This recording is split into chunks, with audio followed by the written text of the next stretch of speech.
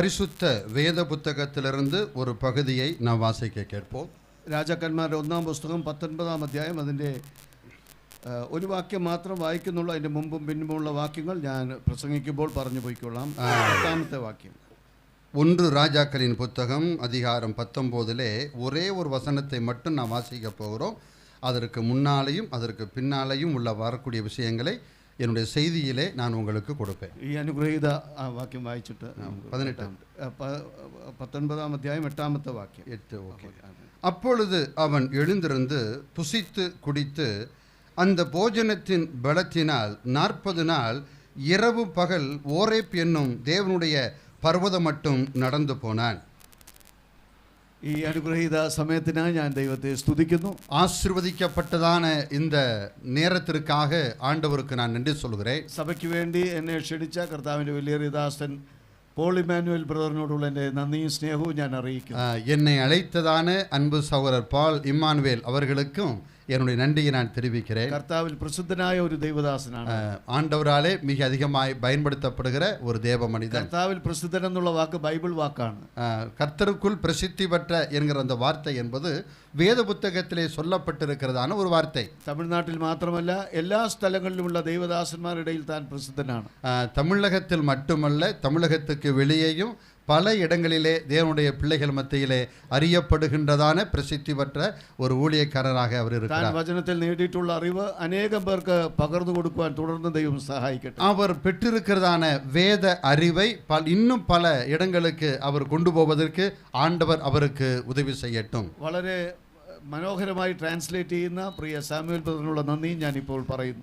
மிக அழகாக என்னுடைய பிரசங்கத்தை உங்களுக்கு மொழியாக்கம் செய்து கொண்டிருக்கக்கூடியதான சகோதரர் சாமுவேல் அவர்களுக்கும் என்னுடைய நன்றியை நான் தெரிவிக்கிறேன். വിവിധ സ്ഥാനങ്ങളിൽ നിന്നും അനേക ദൈവജനം കടന്നു വന്നിട്ടുണ്ട്. பல இடங்களிலிருந்து அருமையான தேவனுடைய பிள்ளைகள் நீங்கள் இங்கே கடந்து வந்திருக்கிறீர்கள். കുന്നൂരിൽ നിന്നും സഹോദരങ്ങളെ കാണുവാൻ എനിക്കിടയായി. குன்னூர் பகுதியிலிருந்து வந்திருக்கக்கூடிய சகோதரிகளை கூட நாங்கள் பார்க்க நேர்ந்தது. ചുരുങ്ങിയ വാക്കുകളിൽ അവർ கடந்து போகுന്ന ശോധന എനിക്ക് മനസ്സിലായി. சில வார்த்தைகளின் மூலமாக அவர்கள் எப்படிப்பட்டதான வேதனையின் வழியாக சோதனையின் வழியாக கடந்து போகிறார்கள் என்பதை நான் அறிந்து கொண்டேன். അതിന്റെ മധ്യത്തിലും അവർ ദൈവത്തിനു വേണ്ടി മുറുകെ നിൽക്കുന്നു എന്നുള്ളത് അത്ഭുതകരമാണ്. அவைகளின் மத்தியிலே அன்பு சகோதரிகள் ஆண்டவருக்காக உறுதியாக நிற்பதை அறிந்து நான் ஆண்டவருக்கு நன்றி சொல்கிறேன். ശിവഗംഗയിൽ നിന്നും ബർന്നബാസ് സഹോദരൻ നമ്മുടെ മധ്യമുണ്ട്. சிவகங்கையிலிருந்து அருமையான சகோதரன் பர்னபாஸ் நம்முடைய மத்தியிலே வந்திருக்கிறார். അനുഗ്രഹീതമായ ഒരു കൂട്ടായ്മ ബന്ധം ഈ 2 ദിവസം നിങ്ങളോട് ഒന്നിച്ച് ആയിരിക്കാൻ ഇടയായതിൽ എനിക്ക് ஆகவே கடந்த 2 நாட்களாக உங்களோடு கூட இப்படிப்பட்ட நல்ல ஒரு ஆவிக்குரிய ஐக்கியத்தை அனுபவிக்கும்படியான வாய்ப்பை ஆண்டவர் எனக்கு தந்தார். 45 മിനിറ്റാണ് നമ്മുടെ സമയം. நமக்கு கொடுக்கப்பட்டிருக்கிற நேரம் 45 நிமிஷங்கள். ഈ ഫുട്ബോൾ കളി കാണുന്നവർക്ക് ഒരു കാര്യം അറിയാം. இந்த கால்பந்து விளையாட்டை பார்க்கிறவர்களுக்கு ஒரு விஷயம் தெரியும். അതിന്റെ ഒരു പകുതി എന്ന് പറയുന്നത് 45 മിനിറ്റാണ്. அதனுடைய ஒரு பகுதி என்பது 45 நிமிஷங்கள். എന്നാൽ 45 മിനിറ്റ് കൃത്യമായിട്ടാകുമ്പോൾ റഫറി വിസിലടിക്കാറില്ല. ஆனால் 45 நிமிடங்கள் சரியான ஆன உடனே அதை நடத்தி கொண்டிருக்கிற விசில் அடிக்க மாட்டார். ഒരു 3-4 മിനിറ്റ് കൂടെ കൊടുക്കുക. അതിന് ഇഞ്ചുറി ടൈം എന്നാണ് പറയുന്നത്. அதற்கு இன்ஜுரி நேரம் என்று அதுக்கு சொல்லப்பட்டிருக்கிறது. ஒரு 3-4 நிமிஷங்கள் அவர்களுக்கு கொடுக்கப்படும். അപ്പോൾ അങ്ങനെയുള്ള ഒരു ഇഞ്ചുറി ടൈം എടുത്താലും അതിലാരും പരിഭവിക്കരുത്. ஒருவேளை ஒரு 2 நிமிஷமோ 3 நிமிஷமோ 4 நிமிஷமோ நாங்கள் கூடுதல் எடுத்துக்கொண்டாலும் நீங்கள் அதை தயவாய் பொறுத்து கொள்ளும்படியாகவும் கேட்கிறேன். എന്നാൽ അത് എടുക്കാതെ തന്നെ അവസാനിപ്പിക്കുവാൻ ഞാൻ ശ്രദ്ധിക്കും. கூடுமானவரை அப்படிப்பட்ட ஒரு நிலைக்கு நான் போகாதபடி கொடுக்கப்பட்ட நேரத்துக்குள்ளே முடிப்பதற்கு நான் முயற்சி செய்கிறேன். ഏലിയാവിന്റെ ജീവിതത്തിൽ നിന്നാണ് നാം ചിന്തിച്ചു വരുന്നത്. எலியாவின் வாழ்க்கையிலிருந்து தான் பல விஷயங்களை நான் படித்து வருகிறேன். 17-ാം അധ്യായം മുതൽ നാം തുടങ്ങിയതാണ്. 17-ാம் அதிகாரத்திலிருந்து நாம் படிக்க ஆரம்பித்தோம். അതിൽ പ്രധാനപ്പെട്ട 5 സ്ഥാനങ്ങളാണ് നാം ചിന്തിക്കുന്നത്. முக்கியமாக 5 முக்கியமான இடங்களை பற்றி நாம் சிந்தித்தோம். ഉപവിഷയങ്ങൾ നാം ചിന്തിക്കുന്നില്ല. அதில் உள்ள உள்பகுதிகளை நான் உங்களுக்கு சொல்லவில்லை. കെരീത്ത്, கேரித், സരാഫത്ത്, சாரிபாத், കർമേൽ, கர்மேல் பர்வதம், ഇത് 3-മാണ് കഴിഞ്ഞ ദിവസം നാം ചിന്തിച്ചത്. இந்த 3ஐ பற்றி தான் கடந்த நாளிலே நாம் சிந்தித்தோம். ഇനി ഹോരേബും യോർദാന്റെ അപ്പുറവും കൂടെ പോകേണ്ടതായിട്ടുണ്ട്. இப்போது ஓரேப் என்கிறதான இடம், அதுக்கப்புறம் யோர்தான் என்று சொல்லப்படுதான இடத்துக்கெல்லாம் நாம் போக வேண்டி இருக்கிறது. ഇന്ന് നാം ചിന്തിക്കുന്നത് തന്റെ ഹോരേബിലെ അനുഭവമാണ്. இப்போது நாம் படிக்க போகிற விஷயமானது ஓரேப் என்று சொல்லப்படுகிற இடத்திலே நடைபெற்றதான அந்த சம்பவத்தை மையமாக கொண்டு நாம் படிக்க போகிறோம். ഏലിയാവ് ഇപ്പോൾ ഹോരേബിലായിരിക്കുന്നു. இப்பொழுது எலியா ஓரேப் என்னும் பர்வதத்திலே இருக்கிறார். അവിടേക്ക് താൻ ഓടിപ്പോകുവാൻ തുടങ്ങുന്നു. அந்த இடத்திற்கு ஓடி போக அவன் ஆரம்பிக்கிறான். അതിന്റെ കാരണം ഇസബേൽ അദ്ദേഹത്തെ കൊല്ലുവാൻ ഉത്തരവ് പുറപ്പെടുവിച്ചു. അതുകൊണ്ട് அதற்கு காரணம் இயேசுவேல் என்று சொல்லப்படுகிற அந்த ராணியானவள் அவனை கொல்லுவதற்கு, அவன் உயிரை வாங்குவதற்கு அவர் மிகப்பெரிய ஒரு கட்டளை கொடுத்திருக்கிறார். ദൈവം ആദരിക്കുന്ന പ്രവാചകന്റെ രാജ്യം തള്ളിക്കളഞ്ഞു. தேவன் அங்கீகரித்திருக்கக்கூடியதான தீர்க்கதரிசியை இந்த உலகமானது புறக்கணித்தது. മഴയില്ലാത്ത സ്ഥാനത്ത് മഴ ദൈവം ഈ ദാസനിലൂടെ നൽകി കൊടുത്തു. மழையில்லாத தேசத்திலே இவன் மூலமாக பெரிய மழையை ஆண்டவர் கொடுத்தார். ഏലിയാവിനെ അവർ കൊല്ലുവാനാണ് എന്നിട്ട് ശ്രമിക്കുന്നത്. இப்படி நடந்தும் கூட அந்த எலியாவை கொலை செய்வதற்கு அவள் முற்படுகிறாள். എത്ര ദുഷ്ടതയിലാണ് ആഹാബും ഇസബേലും രാജ്യവും അപ്പോഴുമായിരിക്കുന്നത്. அந்த சமயத்தில் கூட இந்த ஆகாபும் அவனுடைய மனைவியாக யேசபேலும் எவ்வளவு துன்மார்க்கமான நிலையில் இருக்கிறார் என்பதை நாம் புரிந்து கொள்கிறோம். ഏലിയാവ് മഴയാൽ ആ രാജ്യത്തെ തണുപ്പിച്ചു. எலியா மழையினாலே அந்த பகுதியை குளிர பண்ணினான். ആ രാജ്യം ഏലിയാവിന്റെ പ്രാണനെ ചൂടുപിടിപ്പിക്കുന്നു. ஆனால் அந்த பகுதி எலியாவுடைய இதயத்தில் மிகப்பெரிய அக்கினியை கொடுத்து கொண்டிருக்கிறது. പലപ്പോഴും ജാതീയ രാജാക്കന്മാർ ദൈവദാസന്മാർ ചെയ്ത ഉപകാരങ്ങൾക്ക് അവരെ ഉപദേഷ്ടാക്കന്മാരായി വെക്കാറുണ്ട്.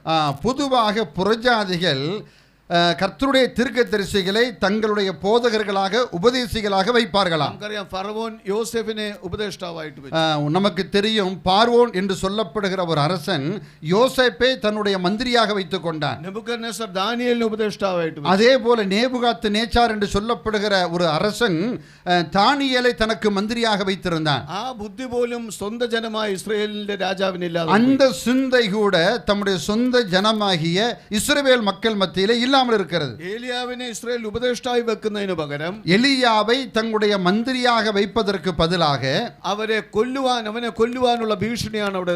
அவனை கொலை செய்வதற்குண்டான கட்டளை அவள் பிறப்பிக்கிறாள். ഈ അധ്യായത്തിന്റെ ആരംഭ വാക്യത്തിൽ കൊല്ലുവാനുള്ള ഭീഷണിയാണ് നാം കാണുന്നത്. இந்த அதிகாரத்துடைய முதலாம் வசனத்திலே அவனை கொன்று போட வேண்டும் என்கிறதான செய்தியை நாம் பார்க்கிறோம். ശത്രുവിന്റെ ഭീഷണിയും വെല്ലുവിളിയുമാണ് അവിടെ കാണുന്നത്. அங்கே சத்துருவனுடைய மிகப்பெரிய சவாலை குறித்து நாம் படிக்கிறோம். അവൾ പറയുന്നത് നാളെ ഈ നേരത്ത് അവന്റെ ജീവൻ ഇരുന്നാൽ അത് എന്നോട് നിങ്ങൾ ചോദിച്ചുകൊള്ളുക.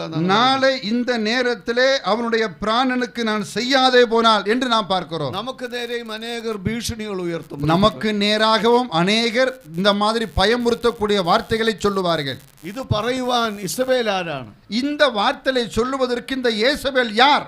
അവളുടെ അവസാനം കുറിക്കുവാൻ യേഹൂവിനെ നിയമിച്ചു കഴിഞ്ഞു. அவளுடைய முடிவை உண்டாக்குவதற்கு கர்த்தர் யெகூவை ஏற்கனவே ஏற்படுத்தி விட்டார். അവൾ പറയുന്നത് ഭീഷണിക്ക് യാതൊരു വിലയുമില്ല. அவள் சொல்லக்கூடியதான் அந்த பயமுறுத்தலுக்கு எந்த விதமான விலையும் இல்லை. ദൈവത്തിന്റെ ജനത്തെ തൊടുവാൻ ആർക്കും കഴിയുകയില്ല. தேவனுடைய ஜனத்தை, தேவனுடைய பிள்ளைகளை தொடுவதற்கு யாருக்குமே அதிகாரம் இல்லை. തൊടുന്നത് പോലെ അവർ കാണിക്കും. தொடுவது போல அது தெரியும் நமக்கு. ഇസബേലിനെ പോലെ ഭീഷണി പറയും. യേசபேலை போல நம்மை பயமுறுத்துவார்கள். പക്ഷേ അതായിരിക്കില്ല. ദൈവത്തിന്റെ ഒരു നിർണയമുണ്ട്. ஆனால் தேவனுக்கு ஒரு நிச்சயம் இருக்கிறது. എനിക്ക് ദൈവത്തിന്റെ നിർണയം എന്നുള്ള ഒരു പ്രസംഗമുണ്ട്. எனக்கு தேவனுடைய திட்டம் என்கிற விஷயத்தை பற்றிய தலைப்பிலே ஒரு செய்தி இருக்கிறது. അതിലെ ഒന്ന് രണ്ട് ഉദാഹരണങ്ങൾ ഇവിടെയും ചേർന്ന് വരുന്നതാണ്. அதிலே ஒரு சில எடுத்துக்காட்டுகளை இங்கே நான் உங்களுக்கு சொல்லுகிறேன். നമുക്ക് നേരെ വരുന്ന ഭീഷണികളിൽ നമുക്ക് ആ ഭാഗം ധൈര്യപ്പെടുത്തും. நமக்கு நேராக வரக்கூடியதான சில எதிர்ப்புகளுக்கு இந்த காரியங்கள் நம்மை தைரியப்படுத்தும். ഇസബേൽ ഏലിയാവിനെ കൊല്ലുമെന്ന് പറഞ്ഞു. യേസബേൽ எலியாவை கொல்லுவேன், கொலை செய்வேன் என்று சொல்கிறார். പുനരുദ്ധാനത്തിന്റെ തേരിൽ പോകേണ്ടവനെയാണ് കൊല്ലുമെന്ന് അവൾ പറഞ്ഞത്. அதாவது வானத்துக்கு நேராக உயிரோடு கூட எடுத்துக்கொள்ளப்பட போகிறதான அந்த தேவ மனிதனைத்தான் நான் கொலை செய்ய போகிறேன் என்று சொல்கிறார். അതുപോലെ എടുത്തുകൊള്ളപ്പെടേണ്ടവരാണ് ഇവിടെ ഇരിക്കുന്ന വിശ്വാസി. அதே போல பரலோகத்துக்கு நேராக எடுத்துக்கொள்ளப்பட வேண்டியவர்கள் தான் நீங்களும் நானும். നമ്മളെ ഉപദ്രവിക്കുമെന്ന് ആരെല്ലാം പറഞ്ഞാലും, நம்ம யாரெல்லாம் நமக்கு நேராக உபத்திரவங்களை செய்தாலும் ദൈവം അനുവദിക്കാതെ നമ്മളെ തൊടുവാൻ ആർക്കും കഴിയില്ല. தேவன் அனுமதிக்காமல் யாரும் நம்மை தொட இயலாது. ഇസ്രായേൽ മക്കളെ കുറിച്ച് ഫറവോൻ പറഞ്ഞത് എന്താണ്? இஸ்ரவேல் மக்களை பற்றி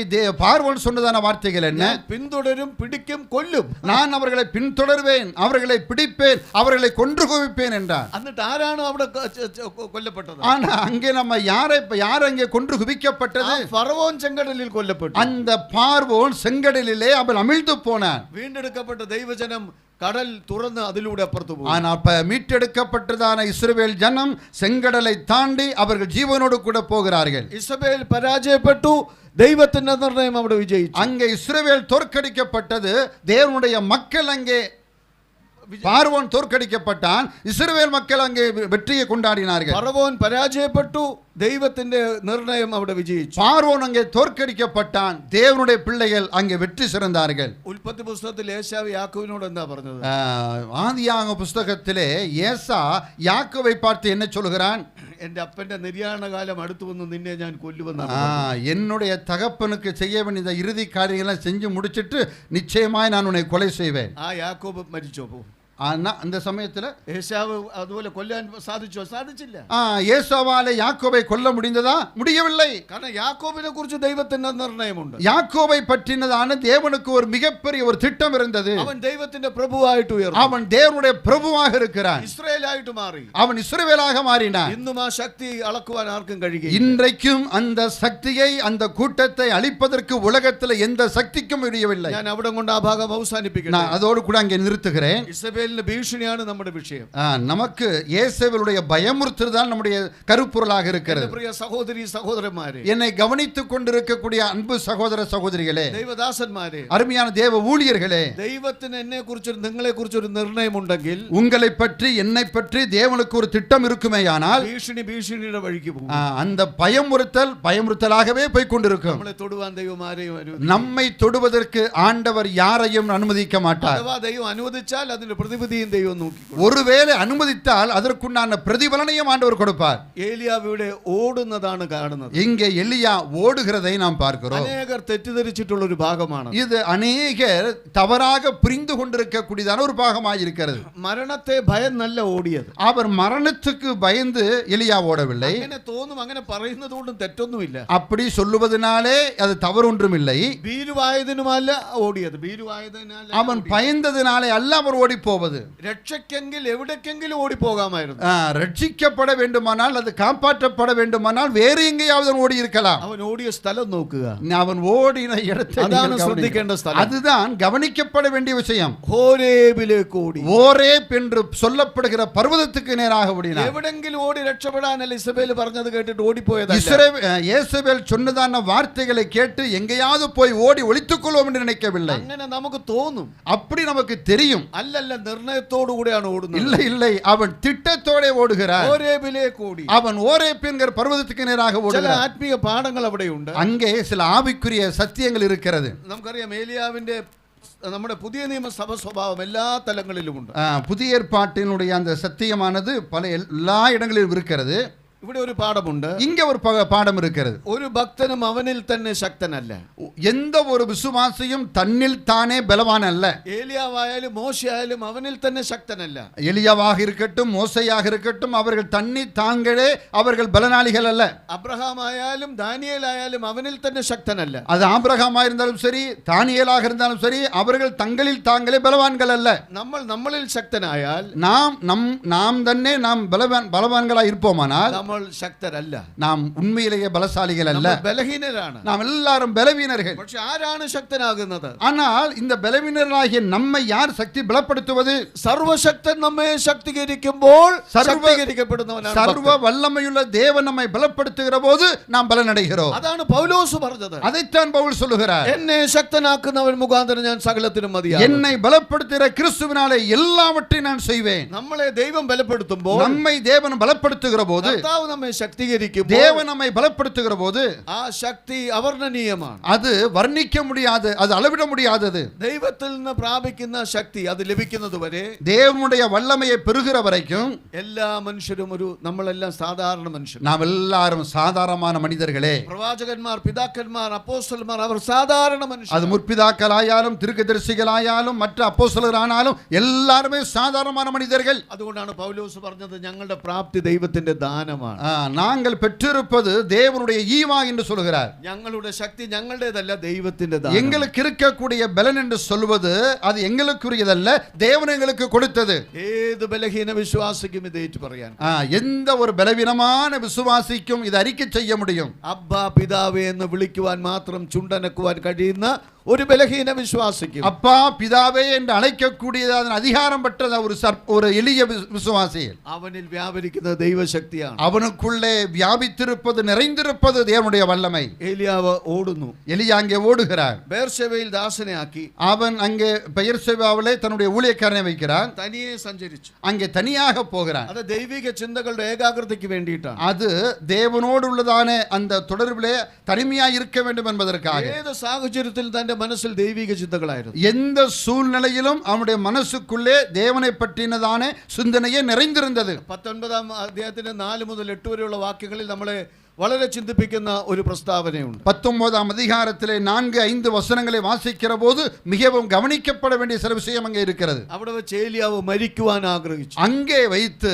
எலியா நான் மரிக்க வேண்டும் என்று சொல்லுகிறார். അതും അല്പം തെറ്റിദ്ധാരണ ഉണ്ടാക്കുന്ന പ്രസ്താവന. அதுவும் கூட தவறான வியாக்கியானம் சொல்வதற்கான சூழ்நிலையாக இருக்கிறது. അനേകർ വിചാരിക്കുന്നത് പേടിച്ചിട്ട് മരിക്കുവാൻ ആഗ്രഹിച്ചു. அங்கே எலியா மிகவும் பயந்து போய் நான் செத்தால் போதும் என்று சொல்வது போல நமக்கு தோன்றும். എനിക്ക് പൂർണ്ണ അറിയില്ല എങ്ങനെയാണെന്നുള്ളത്. அது எப்படிப்பட்டது என்று பரிபூர்ணமாக எனக்கு தெரியவில்லை. ഞാൻ ഏലിയാവിന്റെ സ്വഭാവം മനസ്സിലാക്കിയെടുത്തോളം അതിൽ അല്പം വ്യത്യസ്തമായിരിക്കാനാണ് സാധ്യത. ஆனா எலியாவை பற்றி கொஞ்சம் கருத்தூண்டி நான் படிக்கிற போது கொஞ்சம் வித்தியாசமான சிந்தனைகள் நமக்கு அங்கே வெளிப்படுகிறது. ദൈവിക ശക്തി പ്രാപിക്കുന്നവർ ഒരുവൻ സാധാരണ മനുഷ്യനാണ്. அவன் தேவனுடைய வல்லமையை பெறுகிற வரைக்கும் அவன் ஒரு சாதாரணமான மனிதனே. കാരണം മരണഭയമല്ല തന്നെ കൊണ്ടത് പറയിപ്പിച്ചത്. அவனுக்குள்ளே இருந்ததான மரண பயத்தினாலே அவன் அப்படி சொல்லவில்லை. മരിക്കാതെ രൂപാന്തരം പ്രാപിക്കേണ്ടവനും ചിലപ്പോൾ മരണം ആഗ്രഹിക്കും. மரிப்பதற்கு மரிக்காமலேயே மறுரூபம் அடைவதற்கு விரும்பக்கூடியவனும் கூட சில சமயங்கள் அவனுக்கு இப்படிப்பட்டதான பயம் வரப்படும். അനുഭവം അങ്ങനെ വരാൻ സാധ്യതയുണ്ട്. நமக்கும் கூட அப்படிப்பட்ட சில அனுபவங்கள் வருவதற்கான வாய்ப்புகள் உண்டு. കർത്താവ് വരുമ്പോൾ രൂപാന്തരപ്പെടേണ്ടവരാണ്. நாம் எல்லாரும் ஆண்டவர் வருகிற போது மறுரூபம் அடைய வேண்டியவர்கள். ചില സാഹചര്യങ്ങളിൽ മരണം പോലും ആഗ്രഹിച്ചു എന്ന് പറയാം. சில சந்தர்ப்பங்களிலே நாமும் கூட மரணத்தை மனப்பூர்வமாக எதிர்நோக்குகிறவர்களாக இருப்போம். പൗലോസ് പറഞ്ഞു ജീവനോട് ശേഷിക്കുന്ന നാം തന്നെക്കുറിച്ച് ഉൾപ്പെടെയാണ് പറഞ്ഞത്. அப்போஸ்தலனாகிய பவுல் சொல்லுகிற போது பின்பு உயிரோடு இருக்கக்கூடிய நாம் என்று தன்னை குறித்தும் சொல்லுகிறார். അപ്പോൾ തന്നെ പൗലോസ് മറ്റൊരു കാര്യവും പറഞ്ഞു. அதை சொல்லுகிற போதே வேற ஒரு காரியத்தையும் அவர் சொல்லுகிறார். വിട്ടുപിരിഞ്ഞ് ക്രിസ്തുവിനോട് കൂടി ഇരിക്കുന്നത് നല്ലതാണ്. தேகத்தை விட்டு பிரிந்து கிறிஸ்துவுடனே கூட இருக்க எனக்கு ஆசை உண்டு என்று சொல்லுகிறார். രൂപാന്തരപ്പെടുന്നത് നല്ലതാണ്. மறுரூபம் அடைவது நல்ல விஷயம்தான். മരണം നല്ലതാണെന്നാണ് പറഞ്ഞത്. மரணம் நல்லது என்று தான் அவர் சொல்லுகிறார். ഏലിയാവിന്റെ ഒരു നല്ല ചിന്തയായിട്ടാണ് ഞാൻ കണ്ടിട്ടുള്ളത്. நான் எலியாவை பற்றி சிந்திக்கிற போது அது ஒரு நல்ல சிந்தனையாகத்தான் நினைக்கின்றேன். பக்தனு மரணம் ஜீவனான பிரியப்பட்டவரே. பக்தனுடைய மரணம் என்பது அது ஒரு உயிர் ஜீவனாக இருக்கிறது. பக்தனு மரணம் வெறும் ஒரு உறக்கம் மாத்திரமான பிரியப்பட்டவரே.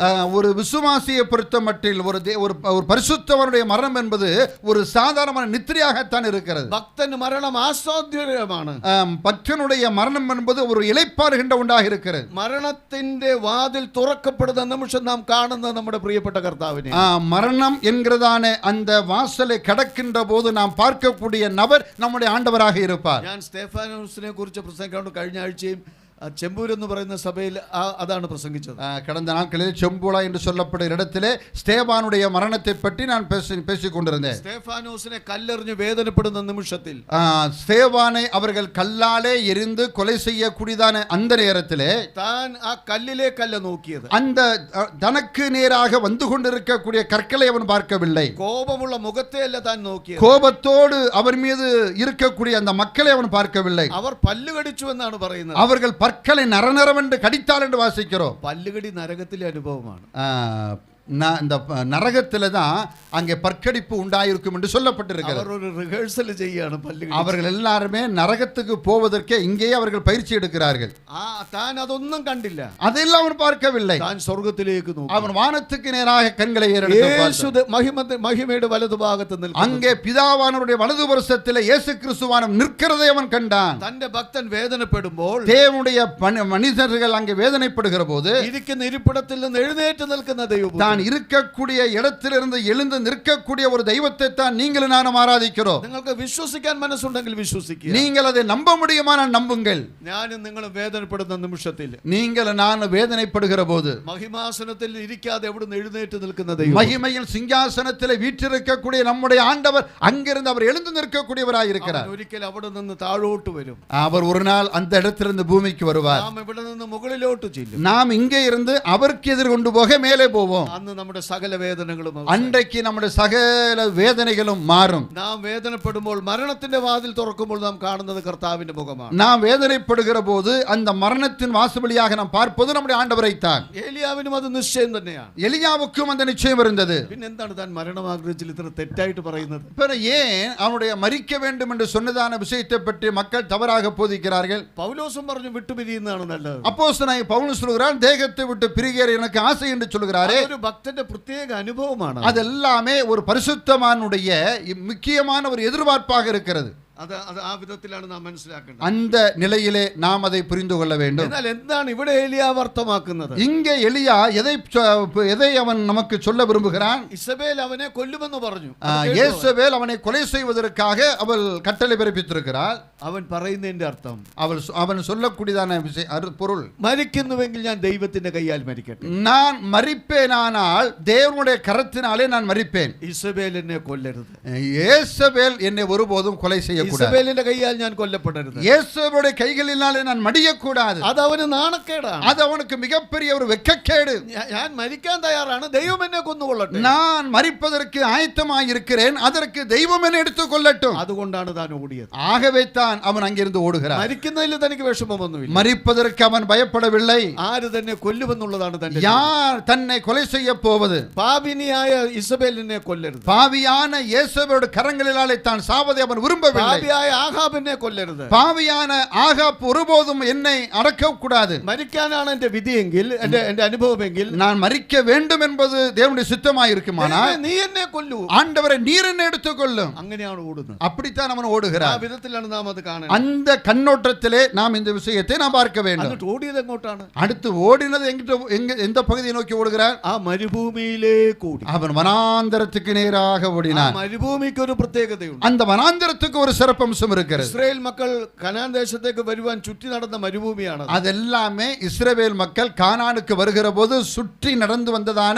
பகுதியாக இருக்கிறது. ആ മരുഭൂമിയിലൂടെ ഞാൻ ഓടും. அந்த வனாந்தரத்தின் வழியாக நான் ஓடுவேன். എന്റെ പിതാക്കന്മാർ സഞ്ചരിച്ച വഴിയിലൂടെ ഞാൻ ഓടും. என் முற்பிதாக்கள் நடந்து வந்ததான அந்த பாதையின் வழியாக நான் ஓடுவேன். ആ പിതാക്കന്മാരിൽ പലരും അവിടെ വെച്ച് മരിച്ചുപോയി. என்னுடைய முற்பிதாக்கள் அநேகர் அந்த வனாந்தரத்திலே சுத்தமடைந்து போனார்கள். അവിടെ വെച്ച് ഞാൻ മരിച്ചാലും ഇസബേലിനെ കൊല്ലരുത്. அந்த இடத்துல வைத்து நான் மரித்தாலும் பரவாயில்லை, യേസബേൽ கையினாலே நான் மரிக்க கூடாது. അതിലും ഭേദം പിന്മാറ്റക്കാരായ എന്റെ പിതാക്കന്മാർ മരിച്ചതുപോലെ മരുഭൂമിയിൽ മരിക്കും. அதைவிட மேலானது பின்வாங்கி போனது முற்பிதாக்களோடு கூட சேர்ந்து வனாந்தரத்திலே மடிவதற்கு நான் தயாராக இருக்கிறேன். ആ വ്യത്യാസം അറിയുവാൻ കെൽപ്പുള്ള ദൈവദാസൻ. அப்படிப்பட்டதான பகுத்தறிவு உள்ளதான தேவனுடைய மனிதன் அவன். അവൻ ഓടി ക്ഷീണിച്ചു കിടന്നുറങ്ങുകയാണ്. அவன் ஓடி ஓடி களைத்து போய் ஒரு இடத்திலே உறங்கிக் கொண்டிருக்கிறான். ഈ ആഗ്രഹത്തോടു കൂടെയാണ് ഓടുന്നത്, കിടന്നുറങ്ങുന്നത്. இந்த விருப்பத்தோடு கூட தான் அவன் ஓடுகிறான், அங்கே உறங்குகிறான். നിങ്ങളൊന്ന് ചിന്തിച്ചു നോക്കുക. நீங்க கொஞ்சம் அப்படியே யோசித்து படி பாருங்களேன். ആ കിടന്നുറങ്ങുമ്പോൾ തന്റെ ധാരണ ഈ ഉറക്കത്തിൽ ഞാൻ മരിച്ചോളുമെന്നാണ്. அவன் நினைக்க அப்படி தூங்குற போதே நம்ம உயிர் போச்சுன்னா எவ்வளவு நல்லா இருக்கும். നിത്യനിദ്രയിലേക്കാണ് ഞാൻ ഉറങ്ങുന്നത്. நித்தியமான நித்திரை என்னை அப்படியே கொண்டு போனா எவ்வளவு நல்லா இருக்கும். മരിക്കുവാൻ ആഗ്രഹിച്ചു തന്നെയാണ് ഓടിയത്. அவன் மரிப்பதற்காகத்தான் ஓடுகிறான். അവ മരണത്തിലേക്ക് നീങ്ങുന്ന ഒരു നിദ്രയാകട്ടെ എന്നുള്ള ആഗ്രഹത്തിൽ താൻ ഗാഢനിദ്രയിലായി. இந்த அயர்ந்த நித்திரை எனக்கு ஒரேதொரு நித்திரையாக இருக்கட்டும் என்று அவன் அங்கே உறங்கிக் கொண்டிருக்கிறான். ഞാൻ പറയുന്നത് മരണത്തിനായി പൂർണ്ണമായി തന്നെ ഒരുക്കുന്ന ദൈവദാസൻ. மரணத்துக்கு நேராக மரிப்பதற்கு தன்னைத்தானே ஆயத்தம் செய்யக்கூடியதான ஒரு தேவனுடைய மனுஷன். അനേകർക്ക് മരണമെന്ന് കേൾക്കുമ്പോൾ ഭയം തോന്നുന്നുണ്ട്. அநேகருக்கு மரணம் என்கிற வார்த்தையை கேட்டாலே இனம் புரியாத ஒரு பயம். തൃശ്ശൂരിൽ ഒരു സഭയിൽ ഞാൻ കേട്ടിട്ടുള്ളതാണ്. திருச்சூரிலே ஒரு சபையிலே நான் இப்படியாக கேள்விப்பட்டிருக்கிறேன். സാലി സൗകര്യക്കറിയാം, തൃശ്ശൂർക്കാരിയാണ്. சகோதரி சாலிக்கு தெரியும், அவர்களும் திருச்சூரை சார்ந்தவர்கள். അവിടെ ഒരു സഭയിൽ ഒരു ദേവദാസൻ വന്നിട്ട് അദ്ദേഹം പറഞ്ഞു, ഈ മരിക്കുമ്പോൾ മാത്രമാണ് നാം ഈ സമയമാം രഥത്തിൽ പാടുന്നത്, നമുക്ക് ഇപ്പോൾ അതൊന്ന് ചേർത്ത് പാടാമെന്ന്. அதாவது அந்த திருச்சூரில் இருக்கக்கூடிய ஒரு சபையில் இருக்கக்கூடியதான ஒரு தேவனுடைய மனுஷன் இப்படியாக சொன்னாராம், நான் எப்போதுமே இந்த சாவு வீட்டில் தான் சமயமாம் ரதத்தில் அப்படிங்கிற ஒரு பாட்டு இருக்கு. மலையாளத்தில் பாட்டு എന്ന് എനിക്ക് അറിഞ്ഞുകൂടാ. தமிழ் அந்த பாட்டு இல்லை, மலையாளத்திலுണ്ട്. அந்த பாட்டை இப்போ நம்ம இந்த பரலோகமே என் சொந்தமே அப்படின்னு பாடுவோம் இல்லையா, சிங்கார மாளிகையில். அதுபோல ஒரு பாட்டு மரண வீட்டில் பாடக்கூடிய ஒரு பாட்டு கேரளாவில் இருக்கிறது. ജർമ്മൻകാരനായ നാഗൽ സാഹിബ് മലയാളം പഠിച്ച് എഴുതിയ പാട്ടാണ്. ஜெர்மன் தேசத்தை சார்ந்ததான நாகல் என்று சொல்லப்படுகிறதான ஒரு மிஷனரி மலையாளத்தை கற்றுக்கொண்டு மலையாள மொழியில் எழுதினதான ஒரு அருமையான ஒரு பாடல். ക്രിസ്തീയ മരണ സമയത്ത് പാടുവാൻ ഏറ്റവും നല്ല പാട്ടാണ്. மரண சமயத்திலே விசுவாசிகள் அதிகமாக பாடுகின்றதான ஒரு பாடல் அது. ഒരു രാത്രി പൊതുയോഗത്തിൽ അദ്ദേഹം എല്ലാവരെയും എഴുന്നേൽപ്പിച്ചത് പാടിക്കാൻ തുടങ്ങി. ஒரு நாள் ராத்திரியிலே எல்லாம் பொது நல்ல கன்வென்ஷன் கூட்டத்திலே எல்லாரும் எழுந்து நின்னுங்க சொல்லி அவர் இந்த பாட்டை எல்லாரையும் பாட சொன்னாராம். കുറച്ച് കഴിഞ്ഞപ്പോൾ ഒരു സഹോദരി കണ്ണു തുടയ്ക്കാൻ തുടങ്ങി. கொஞ்ச நேரத்தில் ஒரு சகோதரி அப்படியே தன்னுடைய கண்களை அவர்கள் துடைக்க ஆரம்பித்திருக்கிறார். கூடி கூடி வந்து ஓரோ ஸ்டான்ஸ் കഴിയുമ്പോഴും கரைச்சல் கூடி கூடி வந்து ஒவ்வொரு சரணங்கள் கூடி கூடி வர வர பாட பாட இந்த அம்மாவுடைய அழுகையானது கூடிக்கொண்டே போகிறது. சில சகோதரന്മാരും ചെറുത് கண்ணீர் வரான். சில சகோதரர்களும் அழ ஆரம்பித்து விட்டார்கள். അതിനെ കുറിച്ച് ഒരു സഹോദരൻ എന്നോട് പറഞ്ഞது. அதை பற்றி ஒரு சகோதரி என்னிடத்தில் இப்படியாக சொன்னார். ആ പാട്ടിൽ ഒരു ചില വരികളുണ്ട്. அந்த பாட்டிலே சில வரிகள் இப்படியாக இருக்கிறது. ആകെ അല്പ നേരം മാത്രം എൻ്റെ യാത്ര തീരുവാൻ. இன்னும் கொஞ்ச நேரத்தை வாழ்க்கை முடிய போகுது. ഇങ്ങനെയൊക്കെ പറഞ്ഞാൽ എങ്ങനെ കരയാതിരിക്കും? இப்படி பாடின எப்படித்தான் யாரால் அழாமல் இருக்க முடியும்? പ്രത്യാശയോடு ഒരുങ്ങിക്കൊണ്ടിരിക്കുക സ്വർഗ്ഗത്തിൽ പോകാൻ. எல்லாரும் மிக ஆயத்தத்தோடு கூட பரலோகத்துக்கு போறதுக்காக ஆயத்தமாக இருக்கிறார்கள். எல்லாருடைய ஆഗ്രഹம் ഇവിടെ തന്നെ മാക്സിമം നിൽക്കണമെന്നുള്ളതാണ്. எல்லாருடைய ஆசையும் இங்கேயே எல்லாம் முடிச்சிடணும் அப்படின்னு தான். അതിന്റെ അർത്ഥം പെട്ടെന്ന് മരിക്കണമെന്നല്ല. அப்படின்னா சீக்கிரம் மரிக்க வேண்டும் என்பதற்காக அல்ல. ഇവിടെ ലഭിക്കുന്ന എല്ലാ നല്ല സമയം ഉപയോഗിക്കുവാൻ ദൈവം അവസരം നൽകും. நமக்கு ஆண்டவர் கொடுத்திருக்கக்கூடிய எல்லா நேரத்தையும் அனுபவிப்பதற்கு நமக்கு ரைட்ஸ் இருக்கிறது. എന്നാൽ അതിലുപരിയായി നാം പരലോകത്തെ കാംക്ഷിക്കുന്നവരായിരിക്കണം. ஆனால் அதை காட்டிலும் மிக அதிகமாக பரலோகத்தை எப்போதும் நாடக்கூடியவர்களாக இருக்க வேண்டும். ആ പ്രത്യാശയിൽ നാം നമ്മെ തന്നെ നിൽക്കണം. அந்த நம்பிக்கையோடு கூட எதிர்பார்ப்போடு கூட நாம் இருக்க வேண்டும். ആ പ്രത്യാശയുള്ളപ്പോഴാണ് സംശുദ്ധമായ ഒരു ജീവിതം നമുക്ക് ഇവിടെ നയിക്കാൻ. அப்படிப்பட்ட நம்பிக்கை இருந்தால் மட்டும்தான் இந்த பூமியிலே ஒரு திருப்திகரமான வாழ்க்கை நம்மாலே வாழ முடியும். ഏലിയാവിയുടെ നല്ല ഉറക്കമാണ്. எலியா நல்லா உறங்கிக் கொண்டிருக்கிறார். അദ്ദേഹം പൂർണ്ണമായി മരണത്തിലേക്ക് നീങ്ങുവാൻ തക്കവണ്ണം ആ നിദ്രയിലേക്ക് നീങ്ങുവാൻ തക്കവണ്ണം ഒരുങ്ങിക്കൊണ്ടുള്ള ഉറക്കം. அவன் அந்த உறக்கத்தோடு கூட அப்படியே மரிச்சு போனா நன்றாயிருக்கும் என்று உறங்கிக் கொண்டிருக்கிறார். അഞ്ചാമത്തെ വാക്യത്തിൽ നാം കാണുന്നു പെട്ടെന്നൊരു ദൂതൻ വന്ന് അവനെ തട്ടി. அவன் நல்லா உறங்கிக் கொண்டிருக்கிற போது திடீரென்று ஒரு தேவதூதன் வந்து அவனை தட்டி எழுப்புகிறார். മരണം ആഗ്രഹിച്ചതിന്റെ മേൽ ജീവന്റെ സ്പർശനം. மரணத்தை விரும்பினதான எலியாவின் மீது ஒரு உயிருள்ள ஒரு கையானது அங்கே தொடுகிறது. மரணம் ஆகிரகிச்சதிന്റെ மேல் സ്വർഗീയ സ്പർശനം. மரணத்தை விரும்பினதான தேவ மனிதனை பரலோகத்திலிருந்து ஒரு கை வந்து தொடுகிறது. നമ്മളെ നല്ല ഉറക്കത്തിൽ തട്ടിയാൽ ചിലപ്പോൾ നമുക്ക് മനസ്സിലാകില്ല എവിടാണ് നമ്മൾ ആയിരിക്കുന്നത്.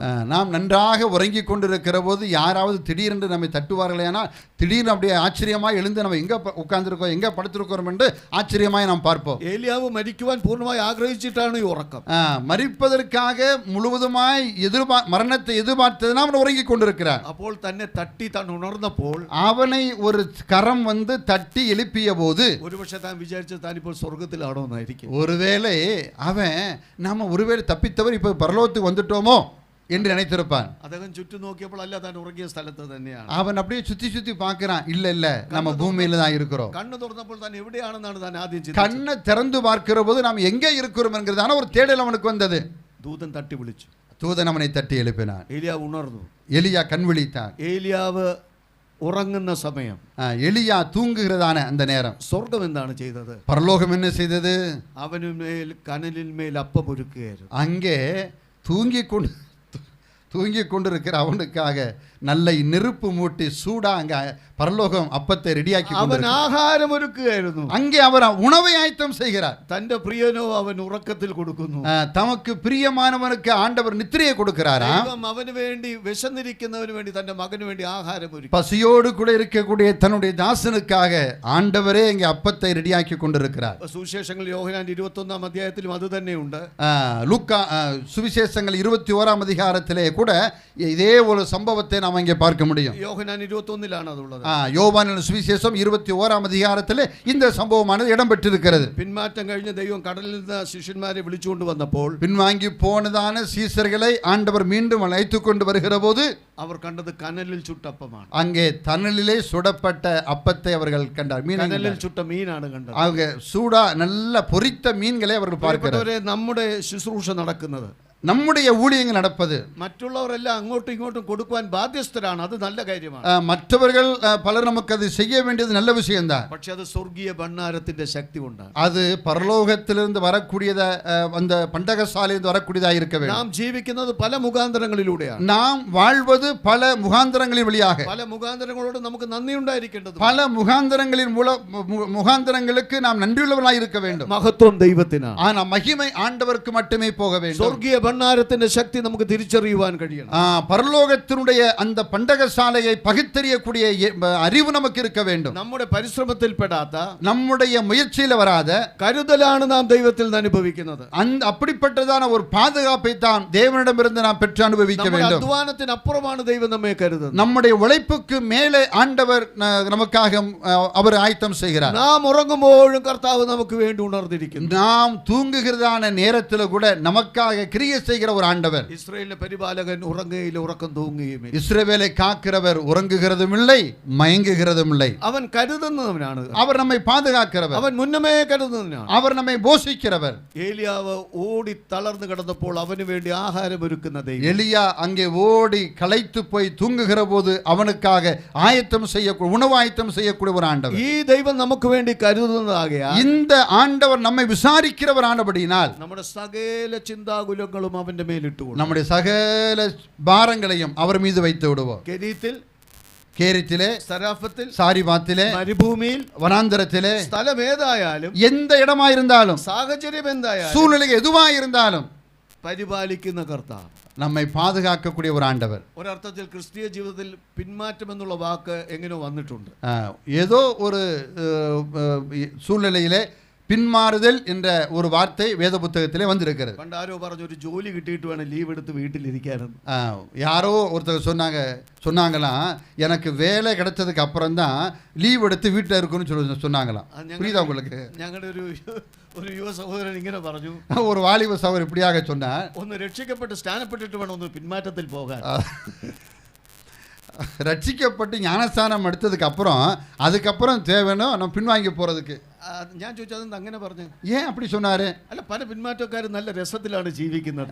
இந்த பின்வாங்கி போனவங்க தான் ரொம்ப நல்லா வாழ்ந்துட்டு இருக்காங்க. ரட்சிக்கப்பட்டவர் ரட்சிக்கப்பட்டார்கள். രക്ഷപാത്രമാണെന്നാണ് നിങ്ങൾ. அது ரட்சிப்பு பாதுகாப்பானது தான். എങ്കിൽ പിന്നെ പിന്മാറ്റത്തിന്റെ രസവും കൂടെ ഞാൻ അനുഭവിക്കണം. அப்படியானால் அந்த பின்மாறி போனா அது எப்படி இருக்கும் அதையும் கூட கொஞ்சம் அனுபவிச்சு பார்ப்போம். യഥാർത്ഥമായ ക്രിസ്തീയ ജീവിതം എന്താണെന്ന് മനസ്സിലാക്കിയാൽ, உண்மையான கிறிஸ்தவ வாழ்க்கை என்பதை நாம் புரிந்து கொண்டால், പൂർണ്ണമായ പിന്മാറ്റത്തിലേക്ക് പോകാൻ ആർക്കും കഴിയും. ஒருபோதும் நாம் பின்வாங்கி போவதற்கு நாம் விரும்ப மாட்டோம். ബലഹീനതകൾ വരാം, ஒருவேளை பலவீனங்கள் நமக்கு ஏற்படலாம், சில தோல்விகள் ஏற்படலாம், சில வீழ்ச்சிகள் நமக்கு வரலாம். കാരണം നമ്മുടെ ജഡശരീരത്തിന് നീക്കം நாம் எல்லாரும் இந்த பாப சரீரத்திலே வாழ்ந்து கொண்டிருக்கிறோம். ஆபிரகாமை போல വീണാൽ ഉടൻ തന്നെ എഴുന്നേൽക്കുന്നവനാണ് വിശ്വാസി. விழுந்தாலும் உடனே எழுந்திருக்கக்கூடியவர்களாக இருக்க வேண்டும் விசுவாசி. ഞാൻ വീണാലും യഹോവ എന്നെ താങ്ങുമെന്ന് അവൻ പറയും. நான் விழுந்தாலும் அவர் என்னை தாங்குவார் என்று சொல்கிறார். ശ്രദ്ധിക്കുക, கவனியுங்கள். 40 ദിവസം ആഹാരമില്ലാതെ ദൈവം അവനെ തുടർന്ന് നടത്തി.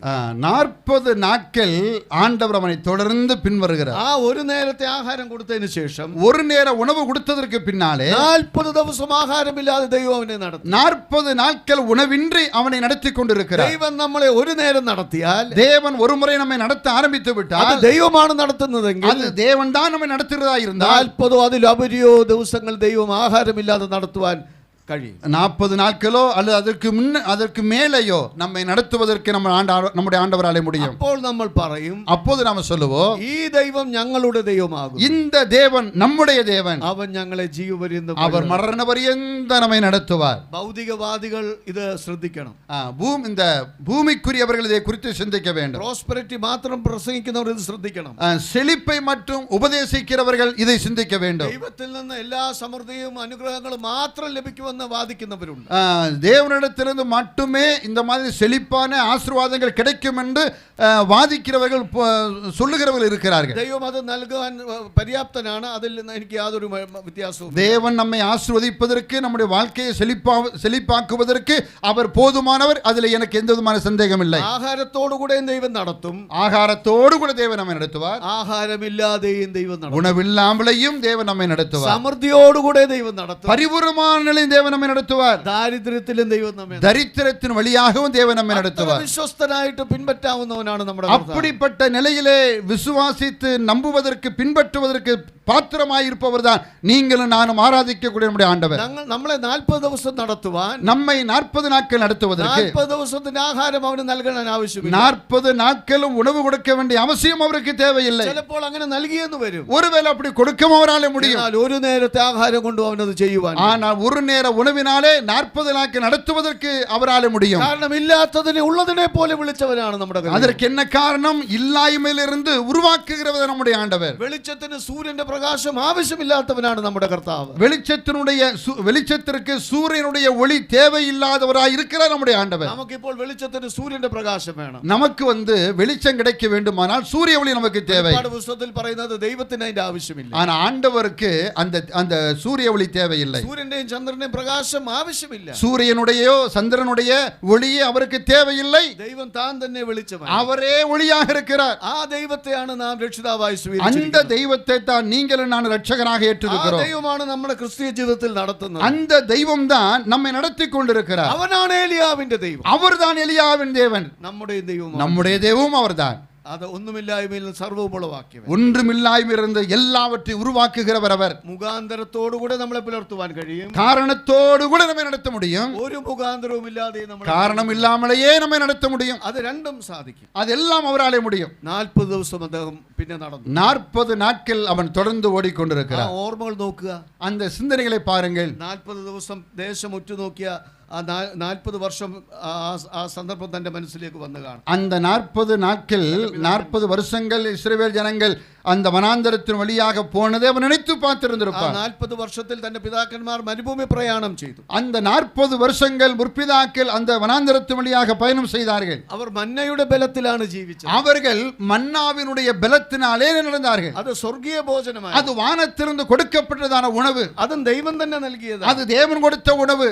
ഇവിടെ இங்கே எலியா മന്നയില്ലാതെ, மன்னாவினால் அல்ல, മന്നയുടെ ബലത്താൽ ജീവിച്ചു. മന്നയുടെ ബലത്താൽ ജീവിച്ചു. மன்னாவுடைய பலத்தினாலே போகிறான். ആഹാരമില്ലാതെയും உணவில்லாமலே ആഹാരത്തിന്റെ ബലത്തിൽ നമ്മളെ നിർത്തുവാൻ കഴിയുന്നവനാണ് ദൈവം. ஆகாரத்தினுடைய பலத்தினால் நம்மை நிலைநிறுத்தக்கூடியவர் தான் நம்முடைய ஆண்டவர். സമ്പത്തില്ലാതെയും சம்பத்து இல்லாமல் இருந்தாலும் സന്തോഷ സമൃദ്ധിയിൽ നിർത്തുവാൻ കഴിയുന്ന பரிபூரணத்தால் நம்மை நிரப்பக்கூடியவர் தான் நம்முடைய ஆண்டவர். ക്രിസ്തു 40 നാൾ ആഹാരമില്ലാതെ കഴിഞ്ഞു. கிறிஸ்துவானவர் 40 நாட்கள் உணவில்லாமல் இருந்தார். പിന്നീട് ശക്തീകരിക്കപ്പെട്ടു. அதுக்கப்புறம் அவர் பலப்படுத்தப்பட்டார். തന്റെ ദാസന്റെ ബലത്തിന് പ്രാധാന്യം കൊടുക്കുന്ന ദൈവം தன்னுடைய தாசனை பலப்படுத்துகிற நம்முடைய ஆண்டவர் 40 നാളുകൾക്ക് മുമ്പ് തന്നെ ശക്തീകരിച്ചു. 40 நாளுக்கு முன்னாலேயே அவரை பலப்படுத்தினார். ഒടുവിൽ ഹോരേബിൽ 8ാമത്തെ വാക്യത്തിലേക്ക് നാം എത്തി. ഹോരേബിൽ എത്തിച്ചേർന്നു. 8ஆம் வசனத்திலே அவர்கள் ஓரேப்பிலே அவன் வந்ததாக நாம் பார்க்கிறோம். ഏലിയാവ് ഹോരേബിൽ, எலியா ஓரே பர்வதத்தில் വളരെ ചിന്തിക്കേണ്ട ഒരു ഭാഗമാണ്. மிகவும் சிந்திக்க வேண்டிய ஒரு பகுதியாக அது இருக்கிறது. മോശയും ഏലിയാവും ഈ സ്ഥാനത്തുണ്ടായിരുന്നു. இந்த இடத்திலே மோசேயும் எலியாவும் இருக்கிறார்கள். വെളിപ്പാട് പുസ്തകത്തിലും അവരെ ഒന്നിച്ചാണ് കാണുന്നത്. வெளிப்படுத்தின விசேஷத்திலே கூட இவர்கள் இருவையும் ஒன்றாக நாம் பார்க்கிறோம். 2 സാക്ഷികൾ വരുവാൻ പോകുന്നത് ഇവരായിരിക്കുമെന്ന് வேத பண்டிதர்கள் அந்த 2 சாட்சிகள் இவர்களாக இருக்கக்கூடும் என்று அவர்கள் சொல்லுகிறார்கள். എന്നാൽ മറുരൂപമലയിലും ഏലിയാവും മോശയും തന്നെയാണ് വന്നത്. மறுரூபமலையிலே கூட இந்த மோசேயும் எலியாவையும் நாம் பார்க்கிறோம். അവർ തമ്മിൽ വലിയ സാമ്യമുണ്ട്. அவர்களுக்குள்ளே மிகப்பெரிய ஒற்றுமை இருக்கிறது. നോക്കുക, ഹോരേബിൽ ഒരു പിളർപ്പിലേക്ക് ഏലിയാവ് ആ ഗുഹയിലേക്ക് കയറി. அந்த ஓரேப்பிலே ஒரு பிளவுக்குள்ளே அவன் போகிறான், குகைக்குள்ளே போகிறான். ഞാൻ ഇന്നലെയൊക്കെ പറയുന്നുണ്ട്, ശ്രദ്ധിക്കേണ്ട ഭാഗമാണ്. இந்த நேரம் மிக கவனிக்க வேண்டிய ஒரு விஷயம். മറയ്ക്കപ്പെട്ട പിളർപ്പ്, மறைக்கப்பட்டதான ஒரு பிளர்வு. ഏലിയാവ് പാർത്ത ഗുഹ, எலியா தங்கியிருந்ததான அந்த குகை. അപ്പോൾ ഒരു സ്വർഗീയ ശബ്ദം താൻ കേൾക്കുന്നു. அந்த நேரத்திலே ஒரு பரலோக சத்தத்தை அவன் கேட்கிறான். ഏലിയാവേ, നിനക്ക് ഇവിടെ എന്ത് കാര്യം? எலியாவே, உனக்கு இங்க என்ன வேலை? നമുക്ക് തോന്നുന്നു ഒരു മോശമായ സ്ഥലത്ത് ഒരു വിശ്വാസിയെ കാണുമ്പോൾ ചോദിക്കുന്ന പോലെയാണ്. ஒரு மோசமான இடத்திலே ஒரு விசுவாசி இருப்பானேயானால் அவனை பார்த்து ஆண்டவர் கேட்பது போல இருக்கிற இந்த கேள்வி. അങ്ങനെയല്ല, அப்படி அல்ல. ഏലിയാവേ, ഇവിടെ നിനക്ക് എന്ത് കാര്യം? எலியாவே, உனக்கு இங்க என்ன வேலை? ഈ പിളർപ്പിൽ നിനക്ക് എന്ത് കാര്യം? இந்த குகையில உனக்கு என்ன வேலை? നീ അതിന് ഉത്തരം പറയേണ്ടത് ആവശ്യം. நீ அதற்கு நிச்சயமாக பதில் சொல்லியாக வேண்டும். ഈ സ്ഥലം വിശുദ്ധമുള്ളതാണ്, இது பரிசுத்தமுள்ளது, ഇത് പ്രാധാന്യമുള്ളതാണ്, இது முக்கியமானது. ഹോരേബ് ദൈവത്തിന്റെ മഹത്വം പ്രത്യക്ഷപ്പെട്ട സ്ഥാനമാണ്. ஓரேப் என்பது தேவன் வெளிப்படுத்தின ஒரு இடமாய் இருக்கிறது. ഹോരേബ് ദൈവം തന്റെ പ്രമാണം നൽകിയ സ്ഥലമാണ്. ஓரேப் என்று சொல்வது தேவன் தம்முடைய பிரமாணங்களை சட்டங்களை கொடுத்த இடமாய் இருக்கிறது. ഏലിയാവിനെ അതിന്റെ പ്രാധാന്യത്തിലേക്ക് ദൈവം കൊണ്ടുവരും. அந்த முக்கியமான இடத்துக்கு நேராக எலியாவை ஆண்டவர் இங்கே கொண்டு வருகிறார். ഇരിക്കുന്ന ഒരു സാധാരണ ഇടമല്ല. நீ நிற்கக்கூடிய இடம் ஒரு சாதாரணமான இடம் அல்ல. പ്രിയ ദൈവജനമേ, നിങ്ങൾ ഈ ഇരിക്കുന്ന ഇടം എന്ന് പറയുന്നത് സാധാരണ ഇടമല്ല. என கவனித்துக் கொண்டிருக்கிற அன்பு சகோதர சகோதரிகளே, நீங்கள் இருக்கக்கூடிய இந்த இடம் ஒரு சாதாரணமான இடம் அல்ல. ഏതെങ്കിലും ഒരു യോഗത്തിന് പോയി ഇരിക്കുന്ന പോലെ അല്ല നാം ഇവിടെ ഇരിക്കുന്നത്. ஏதோ ஒரு கூட்டத்திலே உட்கார்ந்திருப்பது போல அல்ல நாம் இங்கே அமர்ந்திருப்பது. കർത്താവിന്റെ സാന്നിധ്യത്തിലാണ് ഇരിക്കുന്നത്. நாம் தேவனுடைய சமூகத்தில் அமர்ந்திருக்கிறோம். യേശുക്രിസ്തുവിന്റെ സാന്നിധ്യമാണ് ഈ കൂട്ടത്തെ വിശേഷിപ്പിക്കുന്നത്. நமக்கு அருகிலே நம்முடைய ஆண்டவருடைய பிரசன்னம் இருக்கிறது. ഏലിയാവേ, നീ ഇരിക്കുന്ന സ്ഥാനത്തിന്റെ പ്രാധാന്യം നീ മനസ്സിലാക്കുക. எலியாவே, நீர் இருக்கக்கூடிய இந்த இடத்தினுடைய முக்கியத்துவம் நீ புரிந்து கொள். ക്രിസ്തുവിലായിരിക്കുന്ന വിശ്വാസി അതിന്റെ ഉത്തരവാദിത്വം ഗൗരവം അറിയേണ്ടത് ആവശ്യമാണ്. கிறிஸ்துவுக்குள் இருக்கக்கூடிய விசுவாசிகள் அதோட மேன்மை அவர்கள் புரிந்து கொள்ள வேண்டும். ഞാൻ ആ മോശയും ഏലിയാവും തമ്മിലുള്ള രണ്ട് സാധാരണ പറയുമ്പോൾ എൻ്റെ സമയം ഇന്നത്തെ ഈ ചിന്തകളുടെ അവസാനിക്കും. மோசேயை குறித்தும் எலியாவை குறித்து நாம் சிந்திக்கிற போது எனக்கு கொடுக்கப்பட்ட நேரம் அங்கே முடிவடையும். ഏലിയാവ് ഇപ്പോൾ ഹോരേബിലായിരിക്കുന്നു. எலியா இப்போது ஓரை பர்வதத்தில் இருக்கிறார். മോശയും ഹോരേബിലായിരുന്നു. மோசேயும் அங்கே இருக்கிறார். മോശ പിളർക്കപ്പെട്ട പാറയിൽ അഭയം പ്രാപിച്ചു. மோசே அந்த பிளர்ந்ததான பாறைக்குள்ளே அவன் சரணம் அடைந்தான். അതേ പാറയിൽ ആ പിളർപ്പിലാണ്, ആ ഗുഹയാണ് ഇപ്പോൾ ഏലിയാവുമായിരിക്കുന്നത്. அந்த இடத்திலே தான் இப்போது எலியா இருக்கிறார். മോശ മത്സരികളുടെ മുമ്പിലാണത് ചെയ്തത്. മത്സരികളായ മനുഷ്യർ, மோசே தனக்கு எதிராக செயல்பட்டதான அந்த கூட்டத்துக்கு மத்தியிலே தான் அந்த காரியத்தை செய்தார். ഏലിയാവ് മറുതലിക്കുന്ന ഇസ്രായേൽ ജനത്തിന്റെ மத்தியிலாയിരിക്കുന്നു. இங்கே மறுதலிக்கக்கூடிய இஸ்ரவேல் மக்கள் மத்தியிலே தான் எலியாவும் இருக்கிறான். அது பிரமாணம் தெய்வம் கொடுத்த ஸ்தலമാണ്. அது பிரமாணங்களை கொடுத்த தேவன் கொடுத்ததான ஒரு இடம். ஏலியாവ് ഇരിക്കുന്നതും പ്രമാണം കൊടുക്കുന്ന സ്ഥലമാണ്. எலியாவும் கூட பிரமாணம் கொடுத்ததால் அந்த இடத்துல தான் இருக்கிறான். അവിടെ ഇടിമുഴക്കവും തീയും വന്നുണ്ടായി. മോശே அங்கே அக்கினியும் கந்தகம் அங்கே வருகிறது. മോശേ അത് കണ്ടു. அதை மோசே பார்த்தான். ഏലിയാവും അത് കണ്ടു. எலியாவும் அதை கண்டான். ഇടിമുഴക്കവും തീയും അവിടെ ഉണ്ടായി. அங்கே இடிமுழக்கமும் மின்னலும் அங்கிருந்து புறப்படுகிறது. പുറപ്പാട് പുസ്തകത്തിൽ, രാജാക്കന്മാരുടെ പുസ്തകത്തിൽ ഒരേ സ്ഥലത്ത് ഇത് രണ്ടും ഒരുപോലെ കാണുന്നു.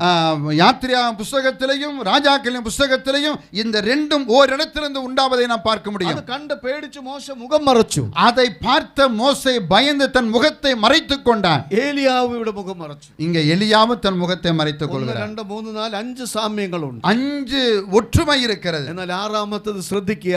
நீங்கள் கவனியுங்கள், വളരെ ശ്രദ്ധിക്കുക. மிகவும் கவனியுங்கள். ആറാമത്തേത് വ്യത്യാസമാണ്. ஆனா 6வது சற்று வித்தியாசமானது. മോശേ കേൾക്കാത്തൊരു കാര്യം ഏലിയാവ് കേട്ടു. மோசே கேட்காத ஒன்றை எலியா இங்கே கேட்கிறான். അതിനുശേഷം ഒരു മൃദുസ്വരം. அதற்கு பிற்பாடு ஒரு மெல்லிய சத்தம். മൃദുസ്വരം, மெல்லிய சத்தம். ആ മൃദുസ്വരം ഇവിടെ ഏലിയാവ് കേൾക്കും. அந்த மெல்லிய சத்தத்தை எலியா கேட்கிறான். ക്രിസ്തുവിന്റെ ശബ്ദത്തിന്റെ ആ താദാത്മ്യമാണത്. அது ஆண்டவராகிய இயேசு கிறிஸ்து சத்தத்திற்கு சமமாக அது இருக்கிறது. கிருபையுடைய சப்தத்தின் முன்னோடிയാണ്. அது கிருபையின் சத்தத்திற்கு ஒரு முன்னோடியாக இருக்கிறது. ന്യായപ്രമാണ കാലം മാറുവാൻ പോകുന്നു. ന്യായപ്രമാണ കാലം முடிவடைய போகிறது. കൃപയുടെ കാലത്തിലേക്ക് ഈ ജാതിയിലേക്ക് വന്ന പ്രവാചകൻ ദൈവം പതുക്കെ ആനയിക്കും. கிருபையின் காலத்துக்குள்ளே கொண்டு வருவதற்கு இந்த எலியா ஒரு முன்னோடியாக இருக்கிறார். ഏറെ താമസിയാതെ യേശു ക്രിസ്തു വരും. தாமதமில்லாமல் இயேசு கிறிஸ்து வரப்போகிறார். ന്യായപ്രമാണത്തിന്റെ ഇപ്പോഴല്ല, ന്യായപ്രമാണ പഴയ നിയമകാലത്തിന് ശേഷം ക്രിസ്തു വരും. ന്യായപ്രമാண காலத்துக்கு பிற்பாடு கிறிஸ்து வருவார். അവൻ കൃപയും സത്യവുമുള്ളവനായി നമ്മുടെ அவர் கிருபையும் சத்தியம் நிறைந்தவராய் நம்முடைய மத்தியிலே வாசம் பண்ணுவார். അവൻ ന്യായപ്രമാണം നിവർത്തിക്കും. அவர் நியாயப்பிரமாணத்தை நிறைவேற்றுவார். அந்த கிருபைയുടെ പ്രമാണത്തിന് കീഴേ നമ്മെ ആക്കും. அந்த கிருபையின் பிரமாணத்திற்கு கீழே நம்மை கொண்டு வருவார். ഈ മുൻകുറിയാണ് ഏലിയാവിന് അന്ന് കൊടുത്തത്. இந்த முன் அடையாளத்தை தான் ஆண்டவர் அங்கே எலியாவுக்கு கொடுக்கிறார். 5 സാമ്യങ്ങൾ ഉണ്ടായിരുന്നു. 5 ஒப்பனைகள் இருக்கிறது. ആറാമത്തേത് മൃദുസ്വരം കേട്ടു. ஆனா 6வது சற்று வித்தியாசமானது, மெல்லிய சத்தம். ക്രിസ്തുവിന്റെ ശബ്ദം കേട്ടു. கிறிஸ்துவினுடைய சத்தத்தை அவன் கேட்கிறான். കൃപയുടെ സ്വരം മൃദുസ്വരമാണ്. கிருபையினுடைய சத்தம் என்பது மெல்லிய சத்தம். പരിശുദ്ധാത്മാവ് നമ്മളെ പേടിപ്പിക്കില്ല. பரிசுத்த ஆவியானவர் நம்மை பயமுறுத்துகிறவர் அல்ல. അവന്റെ പേര് തന്നെ ആശ്വാസപ്രദൻ. அவருடைய பெயரே ஆறுதல் தேற்றரவாளன். നമ്മളെ ആശ്വസിപ്പിക്കുന്നവനാണ്, நம்மை தேற்றுகிறவர். ആ മൃദുസ്വരം, കൃപയുടെ സ്വരം ഏലിയാവ് കേട്ടു. அந்த மெல்லிய சத்தத்தை எலியா கேட்கிறார். പിന്നെ അവന്റെ ആത്മാവോടുകൂടെ യോഹന്നാൻ സ്നാപകൻ വന്നു.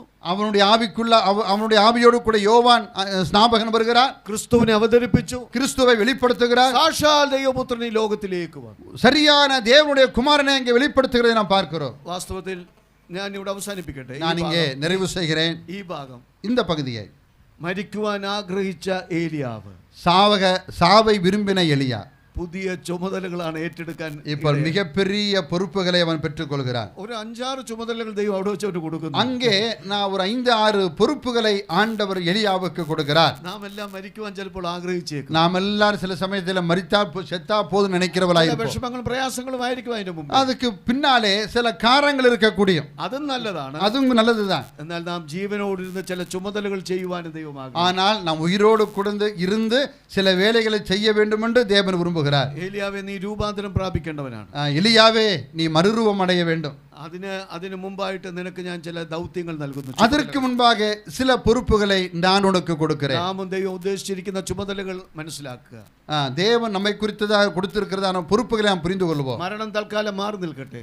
மரணம் நம்மை சற்று விட்டு விலகி இருக்கட்டும். അത് വരുമ്പോൾ നമ്മളെ കർത്താവിന്റെ അടുക്കലേക്ക് കൊണ്ടുപോകും. அந்த மரணம் வருகிற போது நாம் ஆண்டவருடைய சமூகத்துக்கு போவோம். അതുവരെ നമുക്ക് ചെയ്യുവാൻ പല കാര്യങ്ങളുണ്ട്. அதுவரைக்கும் ஆண்டவர் கொடுத்திருக்கிற சில வேலைகள் உண்டு. പല ഉത്തരവാദിത്തങ്ങളുണ്ട്. சில பொறுப்புகள் உண்டு. ദൈവസഭയ്ക്ക് ചില ചുമതലകളുണ്ട്. தேவனுடைய சபைக்கு சில பொறுப்புகள் உண்டு. നശിച്ചു പോകുന്നവരോട് സുവിശേഷം അറിയിക്കണം. அழிந்து போகக்கூடிய ஆத்துமாக்களுக்கு சுவிசேஷம் அறிவிக்க வேண்டிய பொறுப்பு. പിന്മാറ്റത്തിൽ ഇരിക്കുന്നവരെ മടക്കി കൊണ്ടുവരേണ്ടത്. பின்வாங்கி போனவர்களை மீண்டும் சபைக்கு கொண்டு வரக்கூடிய பொறுப்பு. മറുതലിക്കുന്ന ദൈവജനത്തെ തന്നെ തിരിച്ചു കൊണ്ടുവരേണ്ടതാണ്. மறுதலிக்கக்கூடிய தேவனுடைய பிள்ளைகளை மீண்டும் கொண்டு வருவது. ആ ഒരുക്കത്തോടുകൂടി നമുക്ക് ഈ ചിന്തകൾ അവസാനിപ്പിക്കാം. அந்த ஆயத்தத்தோடு கூட இந்த சிந்தனையை நாம் நிறைவு ഈ செய்வோம். വാക്കുകളാലും ദൈവം നമ്മെ ശക്തീകരിക്കും. இந்த வார்த்தைகளாலும் தேவன் நம்மை பலப்படுத்துவாராக. ആമേൻ. ஆமென்.